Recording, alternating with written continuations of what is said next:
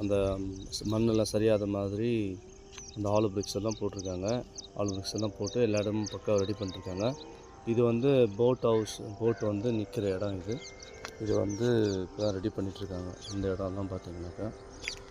So இது பாருங்கள், சைட்லலாம் எந்த அளவுக்கு வந்து ஒரு சரியாத மாதிரி ஹாலோ பிரிக்ஸு கிட்டத்தட்ட வந்து ஒரு 10 கிலோமீட்டர் சுற்றளவு இருக்கும் இந்த இடம்.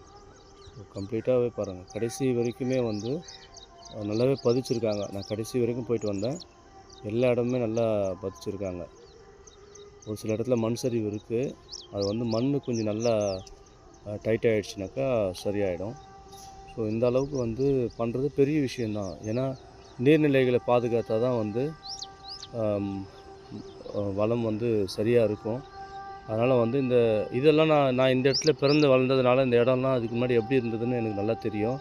ஒரு ஏரி அவ்வளோதான். இந்த இடத்துக்கு வரத்துக்கே எல்லாம் பயப்படுவாங்க. அந்த அளவுக்கு வந்து இந்த இடம் ரொம்ப பராமரிப்பு இல்லாமல் ரொம்ப முள்செடியெல்லாம் வளர்ந்து அந்த தண்ணியெல்லாம் மழை வந்தால் மட்டும்தான் ஃபுல்லாகும். மற்ற நேரத்துலலாம் காஞ்சி ஃபுல்லாக வறண்டு இருக்கும். இப்போ கடந்த 5 வருஷமாக பார்த்தீங்கன்னாக்கா அந்த தண்ணி ஒரே இடத்துல தேங்குறதுனால அந்த மாதிரி வறண்ட ஒரு விஷயம்லாம் இங்கே இல்லை. எப்போவுமே வந்து தண்ணி வந்து நல்லா ஊறிட்டே இருக்குது. இதனால் என்ன ஆகுதுன்னா, அக்கம் பக்கத்தில் இருக்கிற நிலத்தடி நீர் மட்டம் வந்து உயர்ந்திருக்கு. தண்ணிக்கு வந்து பஞ்சமாக இருந்த இடம், இந்த போர்வெல்லாம் தண்ணிக்கு வந்து ரொம்ப ஸ்கேர்சிட்டியாக இருந்ததெல்லாம் இப்போ வந்து நல்லா இருக்குது.